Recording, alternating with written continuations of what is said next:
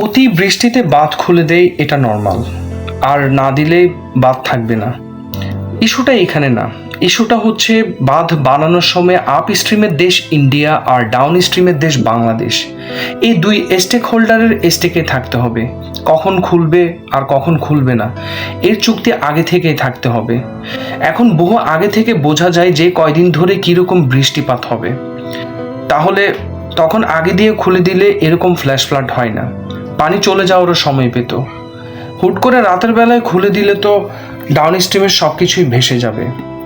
আর আমরা খোঁজ না নিয়েও বলতে পারি এখানে চুক্তি করার সময় এত কিছুই ভাবা হয়নি, আর ভাবা হলেও চুক্তির ভেতরে ছিল অসামঞ্জস্যতা। এটা শুধু এ বাঁধের ব্যাপারে না, অন্য সবগুলো ব্যাপারের কিন্তু সেম অবস্থা। আজকে পাশের দেশ চীন হলে ইন্ডিয়া এগুলো করতে পারতো না। ওয়েদার ফোরকাস্টের সাথে সাথে 14 বার মিটিং ডাকতো, এগুলো হিসাব করে বন্ধ করতো আর খুলে দিত। হুট করে রাতের বেলায় খুলে দিত না। কিছুদিন আগে কলকাতার মিডিয়া রিপাবলিক বাংলায় ঢাকা বিশ্ববিদ্যালয়ের সমন্বয়ক মেঘমাল্লার বসু এই পয়েন্টটাই তুলে ধরেছিল, চুক্তির অসামঞ্জস্যতা। ভারত বাংলাদেশের চুক্তিতে আমরা কোনো সাম্যতা দেখি না। শুষ্ক মৌসুমে আমরা ঠিকঠাক মতো পানি পাই না, আর বন্যার সময় ইচ্ছা মতো করে আমাদেরকে পানিগুলো খুলে দেওয়া হয়।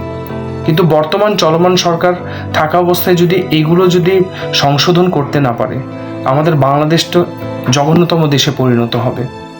তখন আশ্রয় নেওয়ার মতো আমাদের পাশের দেশের সাহায্য নিতে হবে। তো এখনই সময় সচেতন হওয়া। আশা করি সবাই বুঝতে পেরেছেন।